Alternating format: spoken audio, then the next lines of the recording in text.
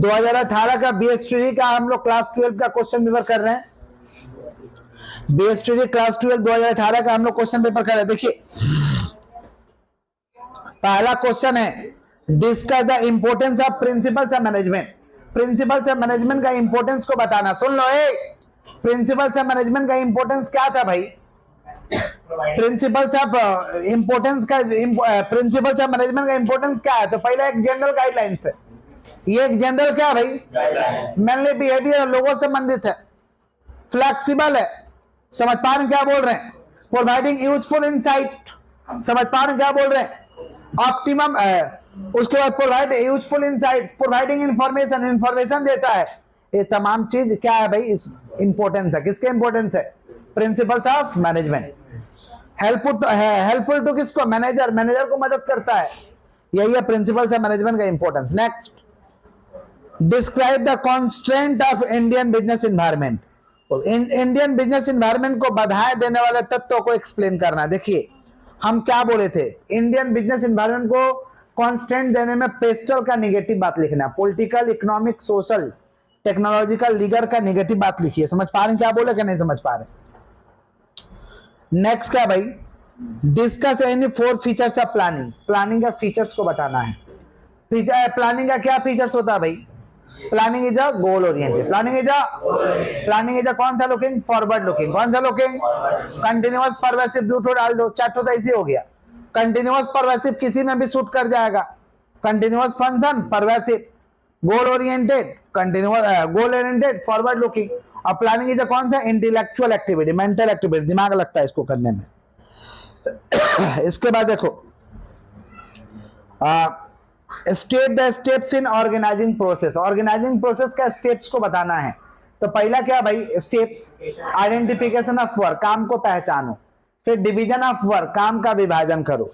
फिर डिपार्टमेंटलाइजेशन, क्या करिए भाई? डिपार्टमेंटलाइजेशन। फिर assignment of duty, assignment of, फिर establishing reporting relationship. Establishing reporting, यही प्रोसेस था किसका? ऑर्गेनाइजिंग का। किसका?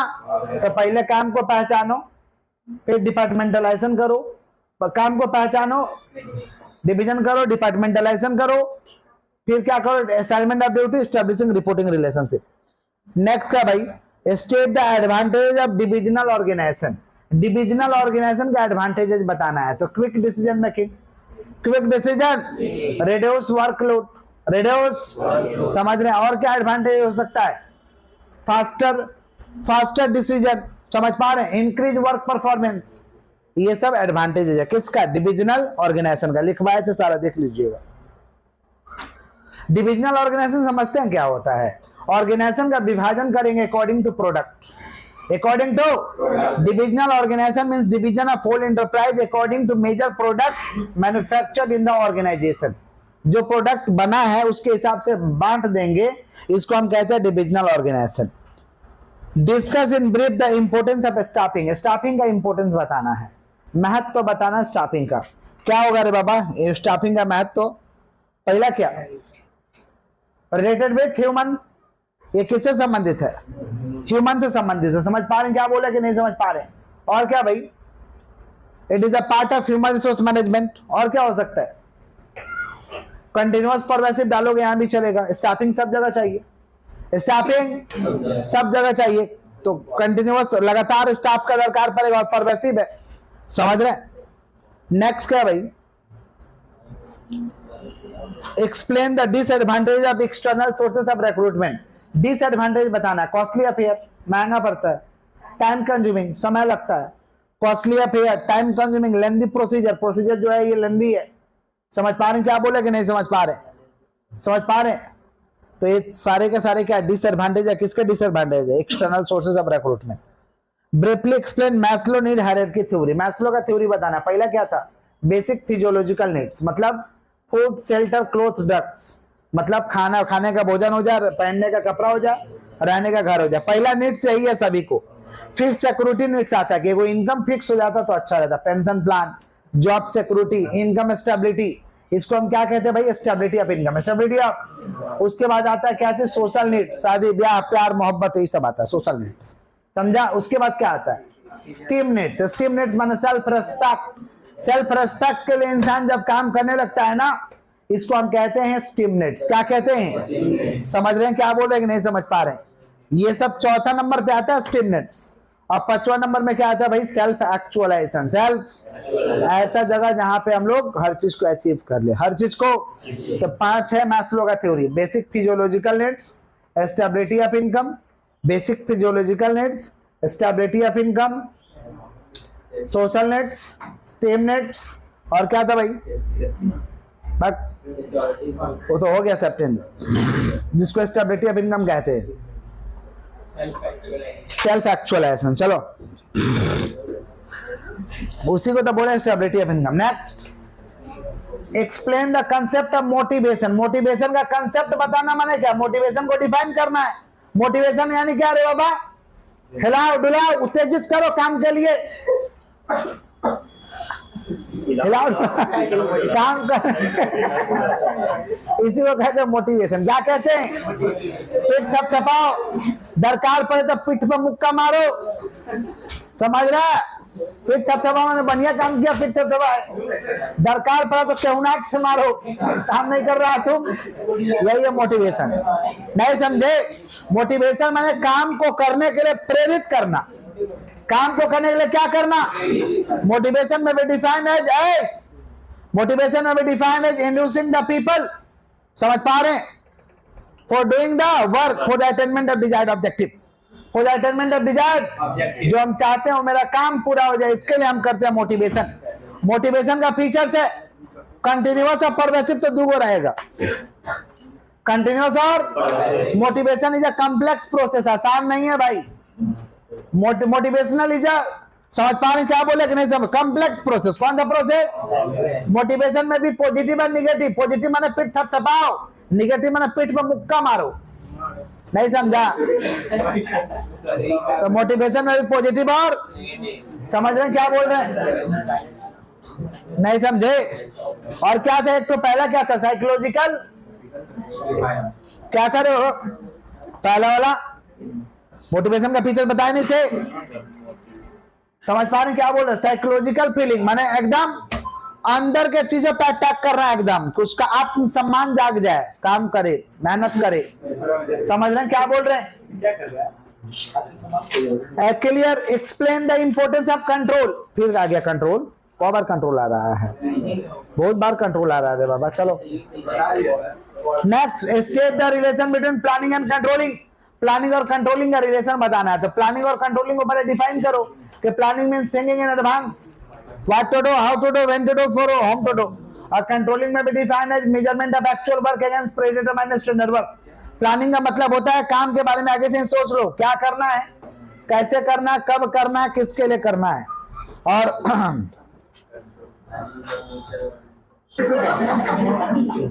प्लानिंग और किसका बताना भाई? कंट्रोलिंग का रिलेशन सुनो।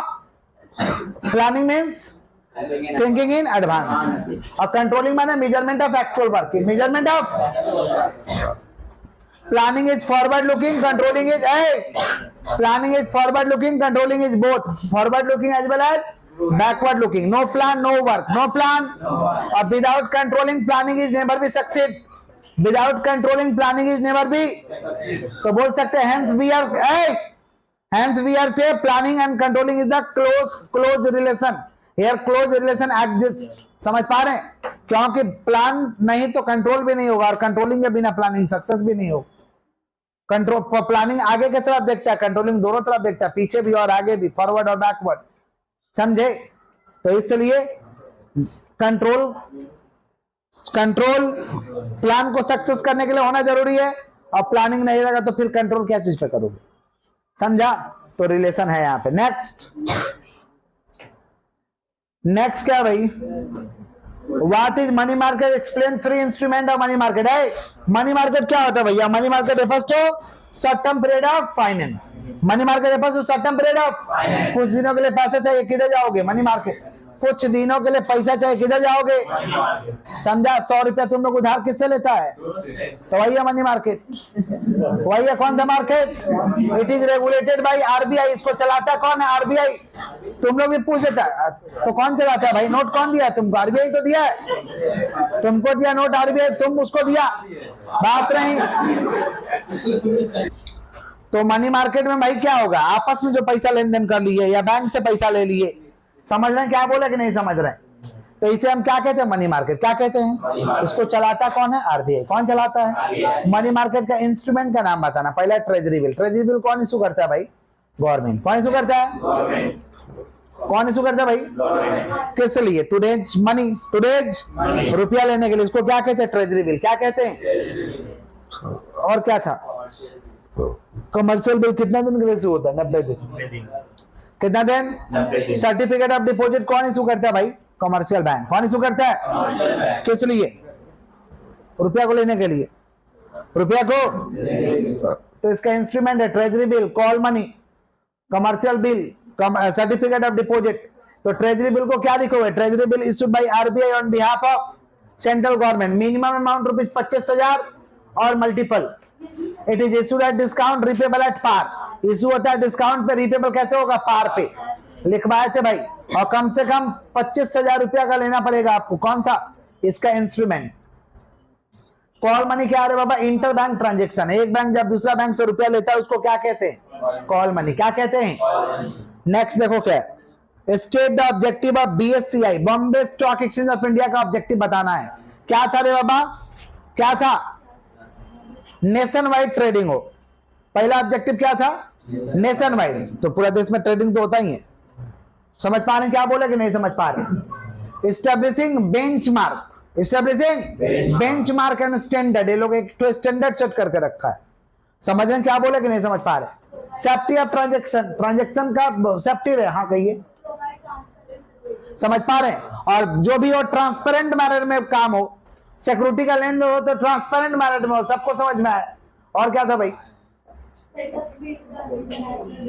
समझ पा रहे हैं? और ये लोग इंटरनेशनल बेंचमार्क के हिसाब से अपना ऑब्जेक्टिव को बनाया है। सेटअप मेड द कौन सा भाई? International benchmark. तो बीएफसीआई का क्या ऑब्जेक्टिव है? तो नेशन वाइड ट्रेडिंग हो। नेशन वाइड क्या हो? इंटरनेशनल स्टैंडर्ड को क्या किया जैसे मीट किया जा सके। समझ पा रहे हैं क्या बोले कि नहीं समझ पा रहे? ट्रांसपेरेंट मैनर में यहाँ ट्रांजेक्शन हो। ये सारे के सारे ऑब्जेक्टिव है। किसका ऑब्जेक्टिव है? बीएससी। सुनते हो ना सेंसेक्स? बीएससी को ही रिप्रेजेंट करता है सेंसेक्स। सेंसेक्स यानी बीएससी और निफ्टी यानी NSCI. Next, discuss the importance of financial management. Financial management का इंपोर्टेंस बताना भाई। फाइनेंशियल मैनेजमेंट का मतलब क्या होता है? पैसा को मैनेज करना, पैसा को। तो इसका इंपोर्टेंस को बताना है। क्या इसका इंपोर्टेंस है भाई? इंपोर्टेंस ऑफ कौन सा मैनेजमेंट? Financial management. बोलो क्या बोले हैं? तो पहला क्या? Optimum utilization of finance. पहला इंपोर्टेंस है कि पूरा पूरा इस्तेमाल कर पाए, पैसा को पूरा पूरा इस्तेमाल करना। और क्या इंपोर्टेंस हो सकता है? वेल्थ मैक्सिमाइजेशन, ज्यादा से ज्यादा लाभ कमाइयो। ज्यादा ज्यादा क्या हो भाई? समझ पा रहे? बिजनेस का पैसा बिजनेस में कमा के लगा दोगे ना, उसी को कहते हैं वेल्थ मैक्सिमाइजेशन। क्या कहते हैं? Profit maximisation. प्रॉफिट मैक्सिमाइजेशन माने सिर्फ लाभ कमाना है। सिर्फ क्या कमाना है? समझ रहे हैं क्या बोले कि नहीं समझ पा रहे? Ensure safety of fund. ये फंड को क्या करवाता है? सेफ्टी करवाता है। Investment decision, dividend decision, investment का डिसीजन लेते हैं। फाइनेंशियल मैनेजमेंट के तहत किसका डिसीजन लेते हैं भाई? इन्वेस्टमेंट। ये पैसा इन्वेस्ट करे या ना करे, समझे? फाइनेंसिंग डिसीजन, किसी से पैसा लेते हैं उसका डिसीजन लेते हैं। समझ रहे हैं? तो फाइनेंशियल मैनेजमेंट का यही सब इंपॉर्टेंस होता है। चलो आगे बढ़ते हैं। Explain the features of a sound capital structure. Capital structure क्या होता है पहले ये समझो। Capital structure is the ratio between owner's fund and borrowed fund. अपना रुपया और लोन का रुपया का रिलेशन को क्या कहते हैं? Capital structure. अपना रुपया और लोन का दोनों का रिलेशन, रेशियो को क्या कहते हैं? Capital structure. क्या कहते हैं? अब कैपिटल स्ट्रक्चर का फीचर्स बताना है। तो पहला interest coverage ratio, interest cover हो जाना चाहिए। रेट ऑफ रिटर्न, कमाई बढ़िया से हो। रेट ऑफ रिटर्न, कमाई हो। समझ पा रहे हैं क्या बोले कि नहीं समझ पा रहे? समझ रहे हैं? और क्या भाई? Trading on equity. Trading on equity का मतलब होता है कि ज्यादा लोन का पैसा इस्तेमाल करके कमाई किया जाए, अपना पैसा कम इस्तेमाल करके कमाई किया जाए। इसको हम क्या कहते हैं? Trading on equity. Trading on cash flow position. Cash flow का पोजीशन क्या रहेगा? सब देख लो। ये सारे के सारे फीचर्स है। किसके फीचर्स है भाई? Sound capital structure. Sound capital और क्या क्या दिया बुक में? है तो फाइनेंशियल मैनेजमेंट में भाई सब कुछ। Next, discuss in brief marketing management philosophy. Marketing management philosophy को बताना भाई। मार्केटिंग मैनेजमेंट का पांच तो फिलॉसफी है, product concept, production concept, selling, marketing, societal. पांचे कंसेप्ट है, पांचे तो फिलॉसफी है। प्रोडक्ट कंसेप्ट का मतलब प्रोडक्ट कौन सा बनाना है, प्रोडक्शन मैंने कितना लेवल पे करना है, कितना मात्रा में करना है, सेलिंग मैंने बेचना है, सेलिंग मैंने क्या करना है, मार्केटिंग मैंने इंफॉर्मेशन पहुंचाना है अपना, और सोशिएटल मैंने थिंक अबाउट सोसाइटी, समाज के बारे में तो सोचना है कि समाज के लोगों का रक्षा हो रहा है कि नहीं मेरे प्रोडक्ट से। तो कितना कंसेप्ट है भाई, है कितना कंसेप्ट, बोलो कितना कंसेप्ट, कौन कौन, product, production, product, selling, marketing, product, production, और क्या, societal. Product, production, selling, marketing, societal. बोलो क्या बोले, एमसीक्यू में आओ। Resistance to change is a dash barrier of communication. है चेंज करने में हम लोग को दिक्कत आता है, कौन सा बैरियर ऑफ कम्युनिकेशन कहलाता है, पर्सनल। कौन सा बोलिए, पर्सनल में भी तो चेंज करने में दिक्कत आता है भाई। नेक्स्ट, कंट्रोलिंग इज, कंट्रोलिंग क्या है भाई, last function of management. Controlling क्या है, कंट्रोलिंग क्या है, विच of the following is a internal source of recruitment. इसमें से कौन सा इंटरनल सोर्सेज ऑफ रिक्रूटमेंट है, ट्रांसफर। कौन सा, विच of the following is an element of directing. Directing का कौन सा इसमें से एलिमेंट है, communication.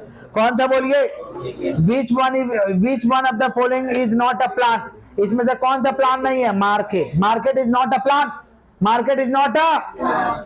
Next, centralization means retention of decision making power. Retention of decision making, principles of management are, principles of management क्या है, absolute। principles of management क्या है भाई, absolute। समझ पा रहे, मैंने सही से सब कुछ नियम उम लिखा हुआ है। Next, as a result liberalization, Indian economy is now, liberalization का रिजल्ट क्या हुआ, इंडियन इकोनॉमी हो गया ओपन मार्केट इकोनॉमी। बोलो क्या बोले हैं, ओपन मार्केट समझते हैं क्या होता है। ओपन मार्केट का मतलब होता है कि दूसरे देश से ट्रेडिंग खुलेआम हो, आराम से हो, लेन देन हो सके दूसरे देश से, इसको कहते हैं ओपन मार्केट इकोनॉमी। क्या कहते हैं, और एक होता है क्लोज मार्केट इकोनॉमी, जो बेटा दूसरा देश से लेता ही नहीं, किनता ही नहीं। हम लोग तो किनते हैं कुछ कुछ गुड्स, तो हमारा देश क्या ओपन मार्केट इकोनॉमी है। क्या है, किसका देन है भाई, लिबरलाइजेशन, किसका देन है। Next, which of the following is term as essence of management. इसमें से किसको कहते हैं एसेंस ऑफ मैनेजमेंट, कोऑर्डिनेशन। किसको कहते हैं, the term ports curve was coined bye, ports curve को कौन दिया था भाई, लुथर गुली। कौन दिया था, management is a social science, management is a, पगला बच्चा मेडिकल साइंस मार के आएगा, समझ रहे हैं क्या, मेडिकल साइंस है, कौन सा भाई, सोशल साइंस। चलो आगे बढ़ते हैं। फोरमैन एंड सुपरवाइजर कंप्राइज है, फोरमैन सुपरवाइजर किधर आता है, लोअर लेवल में। दरबान लोग तो लोअर लेवल में आता, सलामी ठोकता है। चलो नेक्स्ट, 2 का 1 देख रहे हो, mention one element of delegation of authority. एक एक एलिमेंट जानते हो, 3 को जानते हो, accountability, authority, responsibility. Accountability, authority. Mention one advantage of informal organization. इनफॉर्मल ऑर्गेनाइजेशन का एक तो एडवांटेज बताना है, quick decision making, quick decision, mental satisfaction. Informal में तो यही होता है कि मजा आता है बहुत ज्यादा, समझ पा रहे हैं, मेंटल सेटिस्फैक्शन होता है। Next, state any one objective of management. Management का 3 को ऑब्जेक्टिव आप लोग जानते हैं, organizational, personal, organizational, personal. Organization के अंदर 3 चीज आता है, सर्वाइवल, प्रॉफिट, ग्रोथ। चलो, डिफाइन कंट्रोलिंग। कंट्रोलिंग में भी define as measurement of actual work against predetermined standard work, predetermined, if any deviation arise then manager will try to solve this deviation। अगर कोई भी कमी हुआ तो मैनेजर चेष्टा करेगा कि इस डेविएशन को हम क्या कर दें, सोल्व कर दें, बात नहीं। Next, what is program. Program is a details layout of work in which including method, budget, policy, rule सब रहेगा, कंसिस्ट, ऑब्जेक्टिव सब रहेगा। इसको क्या कहते हैं, प्रोग्राम। क्या कहते हैं, मेंशन। बोलते ना क्या प्रोग्राम है, मतलब सब पूछते हो तुम, डिटेल पूछते हो, पूछते नहीं हो, किसी ने पूछा क्या प्रोग्राम है, तो बोलता कोई बात नहीं, केक कटाएगा, केक खाना है। नहीं, बर्थडे उडे में जाते हैं तो ये ना पूछे क्या प्रोग्राम है, तो कुछ नहीं, केक काटना है, समझे। अरे तो बेसिक प्रोग्राम है तो बता देता लोग कि थोड़ा सा ये नाश्ता पानी भी है, नहीं समझे। हुक्का है, आजकल हुक्का फेमस किया है तो आप नेक्स्ट, चलो नेक्स्ट। तो प्रोग्राम बताते हैं ना भाई, डिटेल है। कोई भी इंसान पूछता क्या प्रोग्राम है तो डिटेल में समझा देते क्या क्या है, और थोड़ा सा रहते तो तुरंत बोल देते हैं। और नेक्स्ट, नेक्स्ट है भाई, mention one difference between procedure and rule. Procedure means sequence of work, rule means what can be done and what can not be done, क्या करना और क्या, इसको कहते हैं rules. Next, what is mean by off the job training.